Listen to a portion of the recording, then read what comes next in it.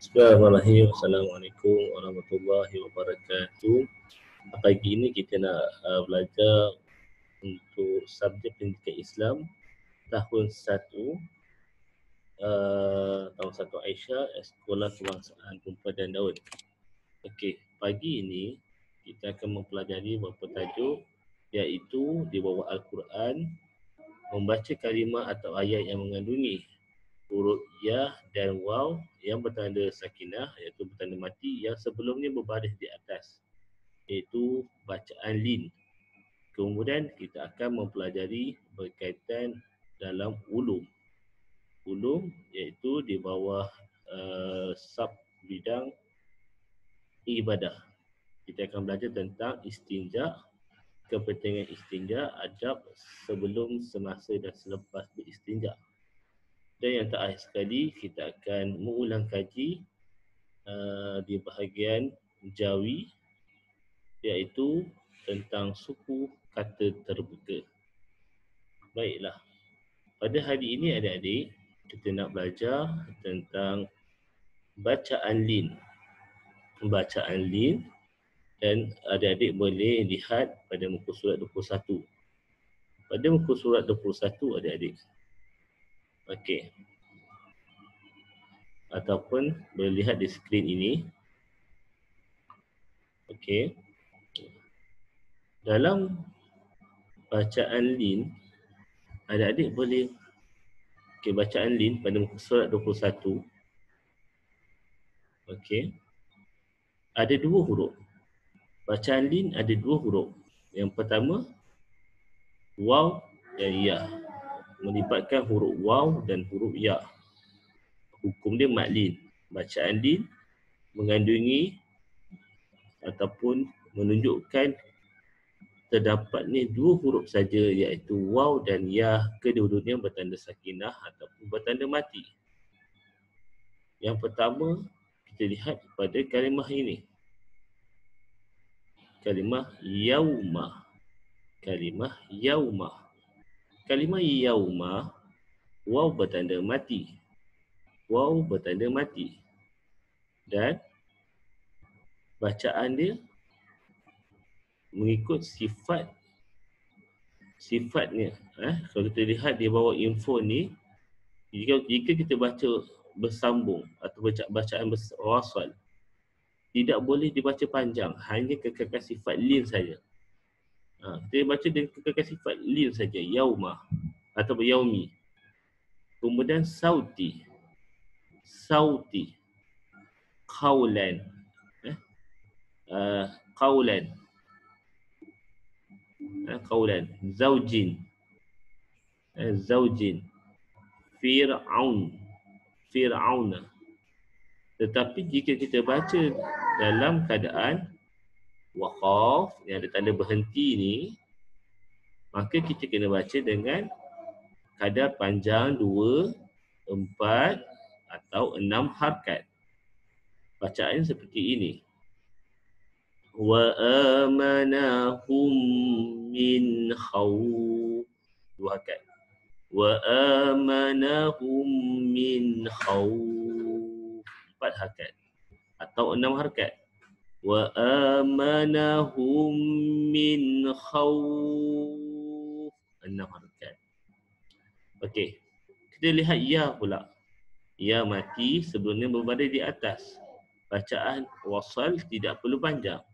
Ghairu, ghairu, khairun, khairun, tayran. Tak ada panjang.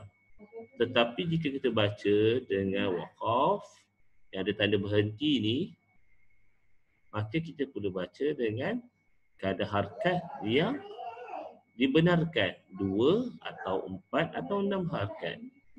Bacaan seperti ini. Li'ilafi Quraisy, 2 harakat. Li'ilafi Quraisy, 4 harakat. Li'ilafi Quraisy. Seterusnya, kita lihat pada bacaan ini. Waqaf juga di sini. Ada mad lin ataupun bacaan lin di sini. Kita baca seperti ini. فَلْيَعْبُدُوا رَبَّ هَذَا الْبَيْتِ. 2 harakat. فَلْيَعْبُدُوا رَبَّ هَذَا الْبَيْتِ. 4 harakat. Ataupun bacaan untuk 6 harakat seperti ini. فَلْيَعْبُدُوا رَبَّ هَذَا الْبَيْتِ. 6 harakat. Ini info di bawah ni. Adik-adik boleh baca. Cara bacaan ketika waqa dibaca dengan 2, 4 atau 6 harakat. Ketika wasal itu bacaan berterus ataupun bacaan bersambung. Tidak boleh dibaca panjang, hanya kekalkan sifat lin saja. Selesai untuk di pelajaran kita di bahagian Al-Quran pada pagi ini. Okey, kita akan teruskan lagi untuk tajuk yang kedua di bawah ulum di bahagian sub bidang ibadah. Ibadah. Okey, kita lihat. Lihat pada muka surat.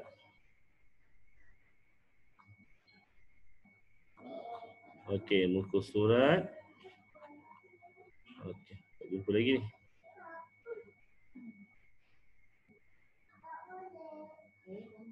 Okey. Adik-adik buka muka surat 92. Okey, 92. 92 di bawah tajuk kebersihan amalanku. Kebersihan amalanku. Okey. Kenapa dinamakan kebersihan amalanku, adik-adik? Kenapa dia kebersihan amalanku? Sebab kebersihan berkaitan dengan pembersihan ataupun mensucikan diri kita daripada sebarang kotoran, najis maupun benda-benda yang lain yang boleh mengganggu solat kita sama ada diterima ataupun tidak. Okey, kita lihat. Istinja ni, istinja yang kita nak belajar ni adalah perbuatan menghilangkan najis. Okey. Perbuatan menghilangkan najis yang keluar dari kubur dan dubur dengan menggunakan air atau benda-benda kesat. Perbuatan menghilangkan najis yang keluar dari kubur dan dubur dengan menggunakan air atau benda-benda kesat. Ini kita kena tahu dulu. Perbuatan untuk menghilangkan najis. Kalau bahasa mudah kita orang Melaka, cebok. Okey. Atau kita menggunakan kedua-duanya sekali. Kita ada air, kita ada benda istinja, kita guna dua-dua sekali. Lebih afdal kita gunakan air. Tetapi jika darurah, tiada air, kita kena gunakan benda-benda kesat yang dibenarkan. Nanti Ustaz akan ceritakan. Hukum beristinja adalah wajib. Hukum istinja adalah wajib. Bukan benda yang kita kata tak apalah. Kita adalah orang Islam, ingin menunaikan ibadah solat ataupun ibadat-ibadat lain. Kita perlu menjaga kesucian pada diri kita, tubuh badan kita, pada pakaian kita, pada tempat kita nak solat, bahawa solat kita akan diterima Allah Subhanahu Wa Taala. Okey. Cuba lihat dialog di bawah ni. Seorang budak lelaki dia bertanya pada cikgu dia, "Ustazah, saya mahu buang air besar. Bagaimanakah saya mahu beristinja?" Dia tanya ustazah dia, "Macam mana saya bisa beristinja? Di kawasan ini tiada air." Maka ustazah tu jawab, "Ahmad, istinja bukan sahaja menggunakan air." Okay. Ini poin kita. Istinja bukan sahaja menggunakan air. Kita juga boleh menggunakan benda-benda kesat. Boleh menggunakan benda-benda kesat seperti batu dan tisu. Kita jangan kata kalau mau tak ada air tak boleh nak bersih. Habis tu kalau kita buang air besar, macam mana kita nak pakai seluar balik? Kita kena bersihkan diri kita dulu dengan beristinja menggunakan benda-benda kesat yang digunakan. Okey. Macam tadi dia kata apa? Benda yang kesat tadi adalah seperti tisu atau batu. Okey, kita lihat muka surat berikutnya 93. Jika kita menggunakan air, cara beristinja menggunakan Okey, cara kita nak berstinja gunakan tangan kiri. Ketika berstinja, bersihkan kubur atau dubur dengan air mutlak. Okey. Kemudian jika menggunakan benda kesat pula, sapu kubur dan dubur 3 kali. 3 kali. Sapuan ataupun lebih dengan menggunakan benda-benda kesat yang bersih dan kering pada setiap sapuan. Jika menggunakan benda kesat, jika menggunakan benda kesat dan air, gunakan benda kesat terlebih dahulu. Kemudian diikuti dengan air. Sebab air ni sifat dia mensucikan lagi. Suci lagi mensucikan. Kita lihat antara kelebihan beristinja. Pertama, ibadat solat diterima. Ibadat solat diterima. Yang kedua, kesihatan terpelihara. Kesihatan terpelihara. Yang ketiga, terhindar daripada penyakit. Terhindar daripada penyakit. Yang keempat, dikasihi Allah Subhanahu wa ta'ala. Selesai. Kita punya ni terlihat lagi pada muka surat berikutnya. Adab qada hajat. Adab qada hajat. Okey, adab qada hajat. Yang pertama, tidak membawa nama Allah. Adab sebelum qada hajat, tidak membawa nama Allah. Yang kedua, memakai alas kaki. Yang ketiga, menutup kepala. Menutup kepala. Keempat, membaca doa masuk tandas. Yang kelima, melangkah masuk dengan kaki kiri. Yang kedua, adab semasa. Adab semasa qada hajat. Pertama, tidak bercakap. Tidak makan atau minum. Tidak membuang air merata-rata. Ini kita kena ingat anak-anak kita. Kalau masuk tandas, jangan buang merata-rata. Ada tempat yang kita khususkan untuk membuang air kecil ataupun air besar. Okey, adab selepas qada hajat. Adab selepas qada hajat. Membaca doa keluar tandas. Melangkah keluar dengan kaki kanan. Okey. Cuba kita lihat ini sebagai sisipan. Doa sebelum masuk tandas. Ini kita boleh ajar anak-anak kita. Kita boleh belajar. Murid-murid boleh belajar. Murid-murid boleh belajar membaca doa ini semasa cuti sekolah ni. Iaitu doa sebelum masuk tandas. Bismillah. Allahumma inni a'udzubika minal khubsi wal khaba'is. Maksudnya, Tuhanku, aku memohon perlindunganmu daripada keburukan dan kekotoran. Bismillah. Allahumma inni a'udzubika minal khubsi wal khaba'is. Tuhanku, aku memohon perlindunganmu daripada keburukan dan kekotoran. Manakala doa selepas keluar tandas, Alhamdulillahillazi azhaba anni aza wa afani. Okey. Doanya bermaksud segala puji bagi Allah. Segala puji bagi Allah, Tuhan, segala puji Allah yang telah menghilangkan penyakit, daripada yang menyihatkan dan menyihatkan aku. Sekali lagi, doa selepas keluar tandas, Alhamdulillah illazi azhaba anni aza wa afani. Maksudnya, segala puji bagi Allah yang telah menghilangkan penyakit daripada aku dan menyihatkan aku. Okey. Kita lihat seterusnya.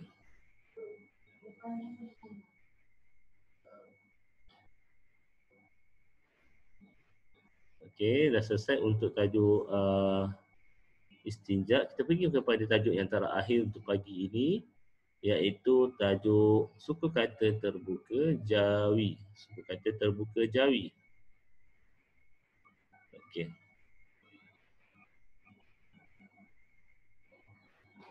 Okey, suku kata terbuka jawi ya.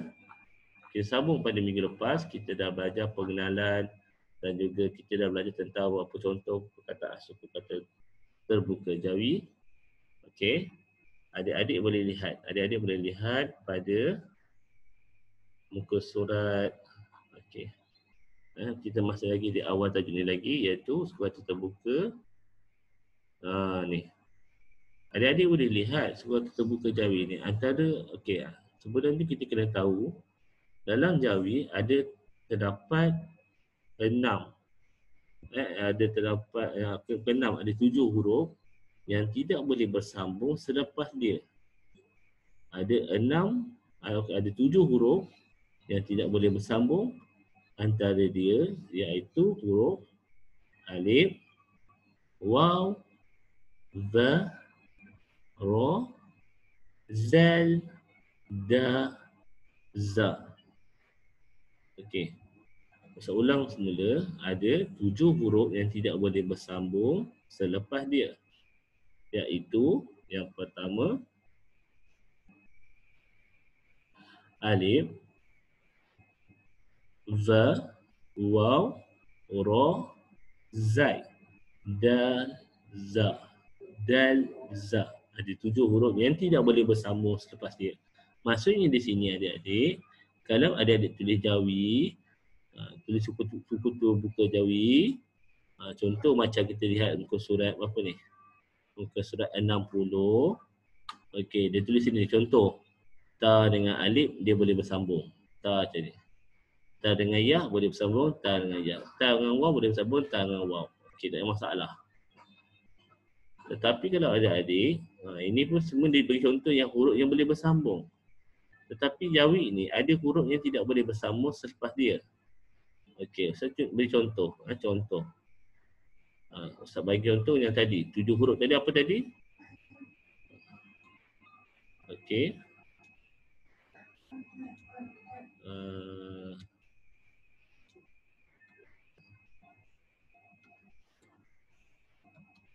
Kita tengok.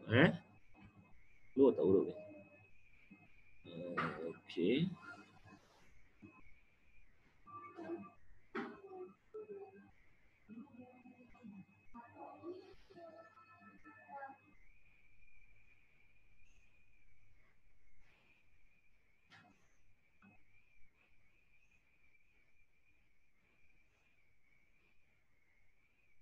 Okey. Kalau boleh kita Ustaz sharekan yang ni pula. Okey.